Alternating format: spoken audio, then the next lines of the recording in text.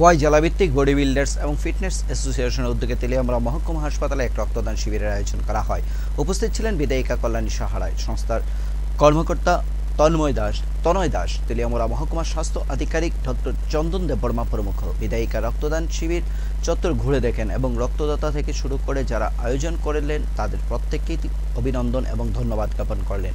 আজকের এই রক্তদান শিবিরের উপলক্ষে তেলিয়ামুড়া মহকুমা হাসপাতালে ব্যাপক সাড়া পরিলক্ষিত হয়।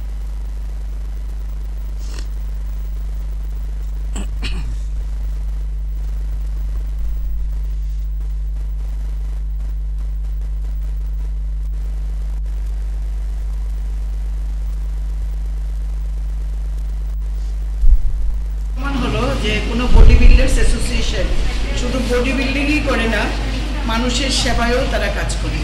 এই সমাজের দায়িত্ব নিয়ে বডি বিল্ডার্স অ্যাসোসিয়েশনও যে কাজ করে আজকে তার জ্বলন্ত উদাহরণ।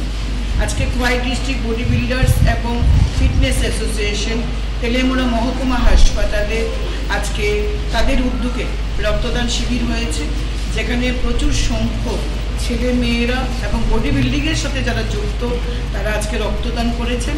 এমনকি রক্তদান চলাকালীন, এই শিবির চলাকালীন একটি রুগী এসছে যার এ পজিটিভ রক্ত দরকার ছিল কিন্তু হাসপাতালে ছিল না। এই বডি বিল্ডিং অ্যাসোসিয়েশন থেকে একজন এ পজিটিভ রক্ত দিয়ে ওই মুমূর্ষু রুগীকে প্রাণ রক্ষা করেছে। তো আমি বডি বিল্ডার্স অ্যাসোসিয়েশন, ফিটনেস অ্যাসোসিয়েশনকে স্বাগত জানাই এবং কৃতজ্ঞতা জানাই। তারা তেলিয়ামুড়াকে বেছে নিয়েছেন এবং তেলিয়ামুড়া মহকুমা হাসপাতালে রক্তদান করছেন, এর মতো মহৎ দান, যেটা করে তারা মানুষের জীবনকে